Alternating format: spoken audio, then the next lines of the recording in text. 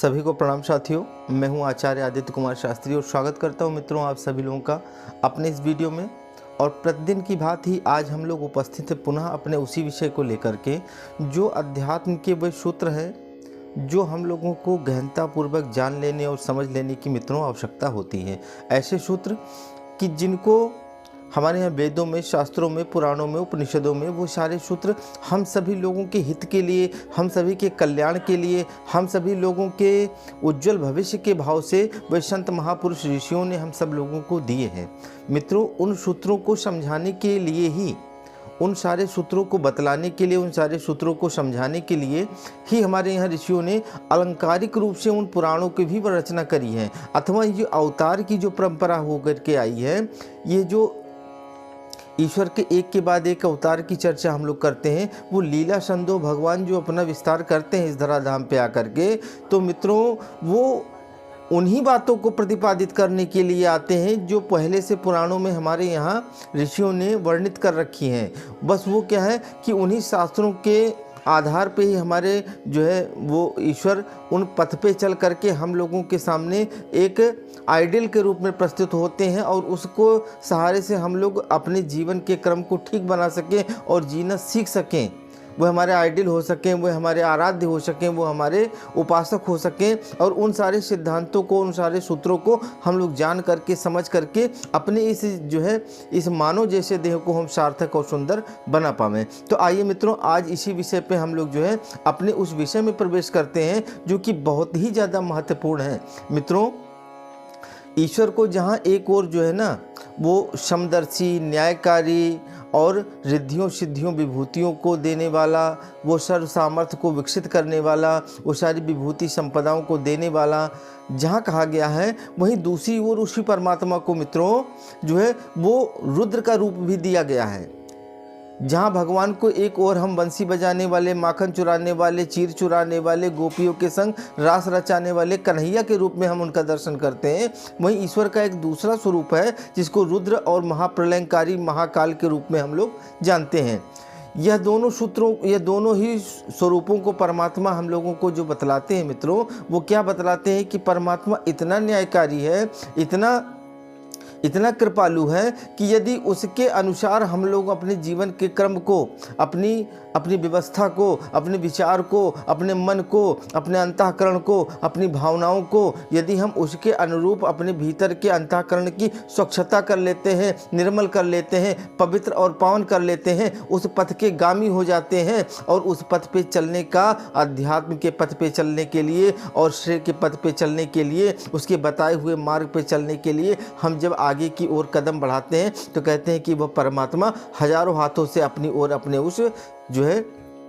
भक्त को, शिष्य को, दास को जो है, अनुयायी को अपनी ओर जो है आलंकृत कर लेता है, आलिंगन कर लेता है, उसको अपना बना लेता है मित्रों। पर वहीं दूसरी ओर उस परमात्मा का वो प्रलयंकारी दृश्य, वो प्रलयंकारी स्वरूप, वह जो रुद्र स्वरूप है, कहते हैं कि वो न्यायकारी है, सर्वव्यापी है और न्यायकारी है। वहीं जब हमसे जो है अनजाने में भूल अथवा जानबूझ करके हम अपराध करते हैं, भूल करते हैं, गलतियां करते हैं और बुरे कर्म करने के उपरांत और फिर हम लोग जो है, तो मित्रों वही है परमात्मा, वही जो है, वही हम लोगों को वो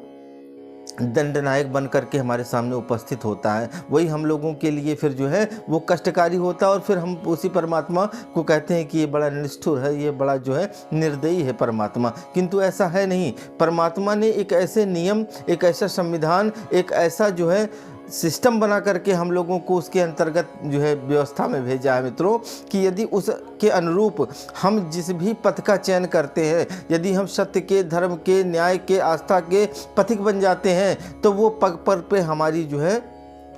मित्रों वो कष्ट कठिनाइयाँ दे करके हमारी परीक्षा लिया करता है। अगर हम लोग जब देखते हैं कि हम अच्छे कर्म के ओर नियुक्त होते हैं तो अनेकों प्रकार की कठिनाइयाँ वो हमारे मना स्थिति की, हमारे भीतर की जो है वो दौर्बल्य को जांच करने के लिए कि यह पथ का पथिक बन तो गया है, किंतु क्या ये इतनी मजबूती इसके पैरों में आ पाई है कि जिस पथ पे चल के ये आगे की यात्रा को पूर्ण कर पावे। या केवल मन लुभावने उसमें आकर्षणों में आकर के केवल छुटपुट जो है वो परमात्मा के उन विभूतियों को जान करके उनको प्राप्त करने के लिए केवल यदि अनुगामी हुआ है। इसलिए परमात्मा हम लोगों के बीच बीच में जो है मित्रों वो क्या करते हैं, हमारी जांच करते हैं और अनेकों प्रकार के अड़चने, उलझने, परेशानियां, तकलीफ़ें ला करके हमारे सामने उपस्थित हो जाती हैं और हमको लगता है कि हम एक अच्छे पथ के गामी हो करके भी और इस पथ पे चल करके हमें भी क्यों वो नहीं प्राप्त हो पाता है। सिर्फ इसलिए क्योंकि शायद हमारे जो है पैर अभी इतने मजबूत नहीं हो पाए हैं, शायद हम इतने अभी जो है सुदृढ़ नहीं हो पाए हैं कि, और जब हमारा मन मजबूत हो जाता है मित्रों तो साथियों फिर वो परमात्मा हर क्षण हर पल हमारे सानिध्य जो है वो उसका तत्क्षण हम लोग महसूस कर पाते हैं हर पल। मित्रों हम सभी लोगों ने देखा है परमात्मा को,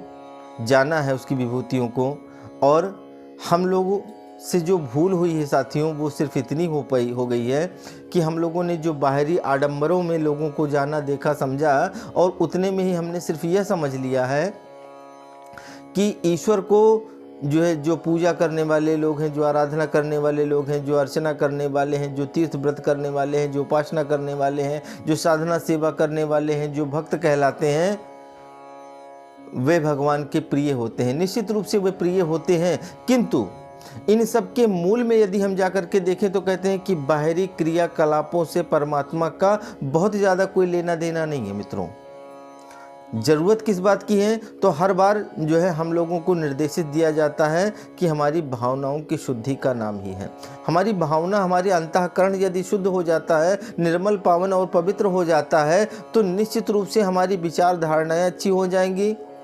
हमारा अहम भाव सुधर जाएगा, हमारी क्रिया शक्ति अच्छी हो जाएगी, हमारे द्वारा किए गए सारे काम वो शुद्ध हो जाएंगे, अच्छे हो जाएंगे, वो गलत कतई नहीं हो सकते हैं। आप ज़रा विचार करके देखें कि यदि हम क्रिया के रूप में कुछ बेहतर कर रहे हैं परंतु भीतर की यदि भावना हमारी अगर कुलसित है, कुंठित है, यदि हमारी उसके अंदर दोष और दुर्गुणों से लिप्त है, यदि उसमें अहंकार अथवा उसके अंदर लोभ छिपा हुआ है, यदि स्वार्थ भाव उसके अंदर छिपा हुआ है, तो हम अगर एक कंबल भी किसी को दान देते हैं और उसमें हमारा निजी स्वार्थ छिपा हुआ है अथवा हमारा लोभ छिपा हुआ है उसके पीछे, तो कहते हैं कि वो दिया गया एक छोटा सा कंबल भी जो है ना वो आपको पुण्य का फल नहीं प्राप्त हो पाता है, वो मात्र एक क्रिया ही रह करके रह जाती है। पर वहीं यदि हम छोटा सा भी कोई परोपकार का काम करते हैं किंतु हमारे अंदर का मनोमालिन्य जो है वो अंतर का अंतःकरण हमारा परम पवित्र है, निर्मल है, तो कहते हैं कि उस भाव से किया गया जो भी सत्कर्म है वो सैकड़ों गुना जो है वो अधिक होकर के हमारे सामने प्रस्तुत होता है। मित्रों इन सारी बातों के पीछे सिर्फ इतना ही कहने का भाव है कि हमारे यहाँ जितने भी वेद शास्त्र पुराण लिखे गए हैं उनमें सूत्रों के माध्यम से वही बात बतलाई गई है कि हमें जिस पे काम करने की ज़रूरत है वो सिर्फ क्या है, हमारा अंतःकरण, हमारा भाव क्षेत्र जो हमारा वो अति सूक्ष्म है, वो सूक्ष्म से भी सूक्ष्म है, हमारी बुद्धि से भी सूक्ष्म है, हमारी मन से भी सूक्ष्म है, उसको अंतःकरण कह करके पुकारते हैं। जहाँ हमारी भावनाएं होती हैं मित्रों, ये जितने क्रियाकलाप हैं उसकी शुद्धि का नाम ही है, उसी को हम चित्त कह करके पुकार सकते हैं। उसी के ऊपर जो है कुसंस्कार की जो है वो परतें उसी के ऊपर होती हैं। मित्रों उसी का शोधन करने के लिए हम लोगों को मानव जैसा देह मिला है, इसको ही पवित्र करना है, इसको ही शुद्ध करना है, इसको परिमार्जित करना है, क्योंकि परमात्मा के पास यह देह तो जाता नहीं है, देह तो पंच भौतिक तत्वों में विलीन हो जाता है तो भीतर की हमारी जो अंतःकरण है, जो हमारी मन बुद्धि चित्त अहंकार है, जो हमारी भावनाएं हैं वही परमात्मा के पास जाती है। तो अब वो उस पर भी यदि मलिनता छाई रहेगी तो शायद वहाँ परमात्मा भी उसे स्वीकार करने से मना कर देगा। मित्रों भाव सिर्फ इतना ही है मेरे भाइयों कि इन सारी बातों के पीछे एक ही बात है, क्या कि हमें एन केन प्राकारेण कैसे भी कर करके हमें अपने भीतर के अंतःकरण को स्वच्छ करने का काम करना है। यदि वह स्वच्छ हो जाता है, हमें केवल क्रियाओं में उलझ करके अपने मन को बहला लेना, फुसला लेना, केवल जो है वो उतने से ही संतुष्टि नहीं हो जाती है मित्रों, उतने से हमारा कार्य पूर्ण नहीं हो जाएगा। क्योंकि यदि अगर इतने मन को अगर हमने पूर्ण मान करके और वहीं अपने आप को संतुष्ट करके अगर हमने जो है इस बात को अगर हम रुक गए तो मित्रों ये हमारी अधूरी शिक्षा है। ये हमारा अधूरा ज्ञान है, ये हमारी अधूरी उपलब्धि है, ये हमारी जो है हमें पूर्णता की ओर यदि प्राप्त करना है तो वहाँ से शुरुआत होती है मित्रों, और उस पे ही काम करने की ज़रूरत है, वो चाहे जो हो। हमें मन को ठीक करने के लिए ये जो हमारे आचार्य हमें जितनी चीज़ों को समझाते हैं, बतलाते हैं, वो क्या बतलाते हैं मित्रों, वो सिर्फ इसीलिए कहते हैं कि ये मन जो है ना, ये सारी इंद्रियों का जो है स्वामी है, और यह मन ही सबसे ज़्यादा हमें विचलित कर देता है, और यह व्यसनों में या हमें दुर्भावनाओं में या हमें जो है विकारों में युक्त करने का जो कार्य है वो ये मन का होता है। और मन को जो है दुष्प्रवृत्तियों से बचाए रखने के लिए ही ये सारे जो है हमारे पूजा पाठ यज्ञ हवन कर्म कांड जो है ना, वो उसकी शुद्धि के लिए, कि ताकि मन हमारा जो है ना वो पुष्ट हो जाए, वो सत पथ का गामी हो जाए, वो दुष्ट प्रवृत्तियों से अलग हो जाए और सत पथ का पे चलने के लिए तैयार हो जाए। क्योंकि ये मन बड़ा दुष्ट है मित्रों, इसको चंचल भी कहते हैं, इसे बंदर भी कह करके पुकारा गया है, और कहते हैं कि ये इसका बड़ा कठिन कार्य है। इसलिए ये सारे जो कर्म कांड हमारे यहाँ संत महापुरुषों के द्वारा प्रणीत किए गए हैं, वो उस मन को ही, क्योंकि वो बात कह लेने मात्र से मित्रों ऐसा लगता है हमको कि इतने कह लेने मात्र से ये कार्य की सिद्धि हो गई, किंतु जब हम उस पर हम आगे की ओर बढ़ते हैं तो हमारे लिए बड़ी कठिन हो जाती हैं चीज़ें। क्या? कि हमें अपने अंतःकरण को निर्मल कर लेना है। ये बड़ा कठिन कार्य है। ये देखने में, सोचने में हमको सिर्फ ऐसा लगता है कि कह दिया अंतःकरण, लेकिन वो जब आवश्यकता पड़ेगी तो मन व्यसन में भी जाएगा, मन दुर्भावनाओं में भी जाएगा, मन जो है वो लोभ में भी जाएगा, है ना, वो अहंकार भी हमारा बढ़ेगा। वो सारी चीज़ें जो है ना, वक्त आने पे वे सारे भीतर के जितने भी हैं वे रिपु हैं, वो अपने अपने जगह पे वो वहाँ तक पहुँचने ही नहीं देते हैं, उससे पहले वो खड़े होकर के तैनात हो जाते हैं। वो बुद्धि हमारी जो है ना वो तर्क करने लग जाती है कि क्या इस पथ पे चले अथवा ना चले, है ना।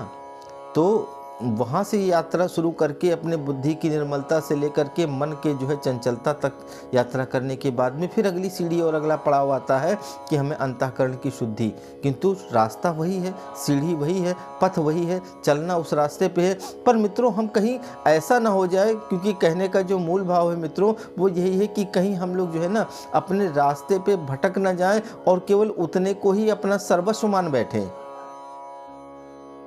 अगर उतने में ही हम जीवन को जो है सार्थकता मान बैठते हैं, उतने ही को ही हम सर्वस्व मान बैठते हैं, तो मित्रों या फिर हमारी भूल हो जाएगी। क्योंकि अभी हम उस कक्षा तक पहुंच नहीं पाए, वहां तक हमारी जो है, तो हमें जाना कहाँ है, यात्रा हमारी क्या है मित्रों। मनुष्य का कहते हैं ना कि ईश्वर को प्राप्त कर लेना। प्राप्त कर लेने का तात्पर्य है कि उसकी दिव्य किरणों की जो ज्योति है और हमारे अंदर जो अंतःकरण में वो जीवात्मा हमारे अंदर है, उसकी एकाकार तब होगा क्योंकि उसके ऊपर वो पर्दा लगा हुआ है, लोहा स्वर्ण में तभी परिवर्तित होगा जब उसके ऊपर वो षष्ठ रुपयों के जो परत लगी हुई है उनको हटाना होगा। तो साथियों ये पर्दे को हटाने का काम ही है ना, ये सारी चीज़ें हम लोगों को बतलाती हैं। ये साधना उपासना यज्ञ हवन सारी चीज़ें ये हमें उस ओर की ओर ले जाने के लिए सारी बातें हैं। तो मित्रों आशा करता हूँ कि आज इन बातों से आप लोगों ने उस अध्यात्म के गूढ़ सूत्र को जो कि हम लोगों को अनेक रूप से अनेक माध्यम से हम लोगों को संत महापुरुष, वो चाहे कथाओं के माध्यम से, प्रवचनों के माध्यम से, यज्ञ हवन के द्वारा, साधना उपासना के द्वारा, अनेकों आयामों के द्वारा हम लोगों को ला करके वहाँ उपस्थित किया जाता है। पर दृष्टि एक ही होती है, उद्देश्य एक ही होता है, लक्ष्य एक ही होता है कि व्यक्ति के भीतर के जो जन्म जन्मांतरों का ये चक्र है, क्यों अगर वो कालिमा मित्रों यह मानव देह प्राप्त करके वो कालिमा ना हटी तो मित्रों फिर हमें दोबारा से उस पे जो लगे हुए चित्त पे कुसंस्कार के रूप में अब के इस बार के हैं उनको निपटाने के लिए दोबारा से आना पड़ेगा। इसलिए वो चक्र और वो कर्म कभी समाप्त नहीं हो पाएगा और ये जीवन पर्यंत हमारा जो है ना वो यह 84 लाख योनियों में जो भटकने का काम है वो हमारा क्रम यथावत बना रहेगा। हम कभी इस जो है उससे मुक्त नहीं हो पाएंगे। उसके लिए मित्रों हम लोगों को थोड़ा सचेत होना पड़ेगा, थोड़ा जागरूक होना पड़ेगा, थोड़ा भीतर देखना पड़ेगा, थोड़ा विचार करना पड़ेगा, थोड़ा चिंतन करना पड़ेगा, सद्गुरु की शरण ग्रहण करना पड़ेगा और तब हमें वो हमारे भीतर की विभूतियाँ हमको दिखलाई पड़ेंगी। तो मित्रों इसी भाव के साथ मैं अपनी वाणी को यहीं विराम देता हूँ। शेष बातें आप लोगों से करेंगे। बहुत सारे अध्यात्म के वे दिव्य सूत्रों को मैं लेकर के नित्य ही उपस्थित होता हूँ और आप लोगों से विनम्र निवेदन कि जो यह विषय ये उनके लिए है कि जो सच में उस परम सत्य को जानना चाहते हैं, जो सच में उस परमपिता परमात्मा को से जुड़ करके अपने अंतःकरण को निर्मल, पवित्र और पावन बनाना चाहते हैं। यह विषय सिर्फ उन लोगों के लिए, सत्पथगामियों के लिए। यहाँ कोई ऐसा विषय नहीं है कि जो आपको करोड़पति और अरबपति बना देने वाला कोई ऐसा विषय है, ऐसा नहीं है साहब। ये विषय हमारा जो है ये सिर्फ वही है कि जो साधक हैं, जो भक्त हैं, जो भावुक हैं, जो अपने को ईश्वर से एकाकार करना चाहते हैं, जो उसको समझना चाहते हैं अथवा उसको जानना चाहते हैं,